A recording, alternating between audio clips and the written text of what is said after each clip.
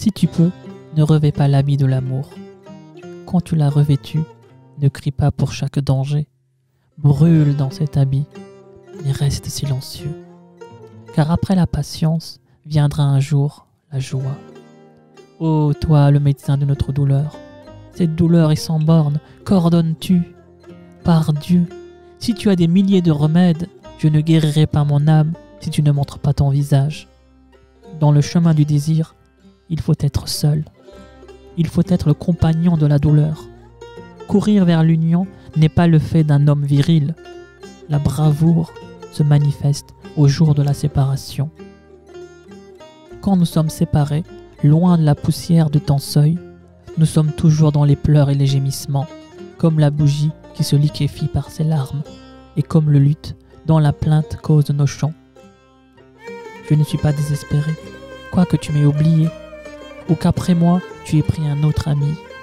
Je supporterai mon chagrin pour toi tant que je vivrai. Il y a beaucoup d'espoir dans l'absence d'espoir. Dans ce poème, Rumi nous montre les difficultés que peut avoir un croyant. En effet, croire en Dieu n'est pas facile. Rester dans sa voie, suivre sa voie, est tout aussi compliqué. Rumi dit que quand on s'est mis sur cette route et qu'on a accepté tous les dangers et les difficultés, il ne faut pas s'en plaindre. Il faut brûler en silence. Il faut accepter les difficultés. Car, il le dit, si on patiente, la joie viendra.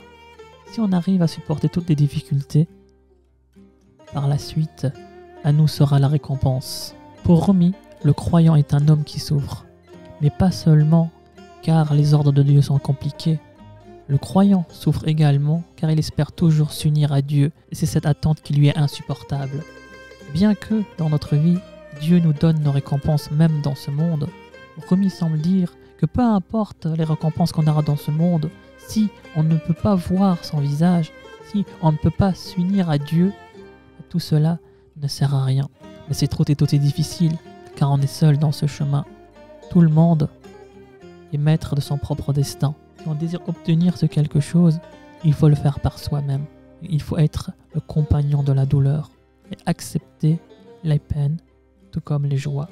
Rumi, par la suite, vers la fin de ce poème, va comparer l'homme et le croyant à une bougie. Certes, la bougie produit la lumière, mais c'est en se consumant, c'est en souffrant qu'il le fait. Rumi va également comparer l'homme à un luth. Il nous explique ainsi que même si ce qu'on raconte, que même si le chant qu'on provoque est agréable, en réalité, cela provient d'une plainte. Mais attention, chez Rumi, ce message n'est pas un message de désespoir.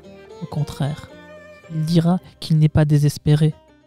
Quoi qu'il arrive, même s'il a été oublié, même si Dieu s'est détourné de lui, le croyant restera toujours dans sa voie.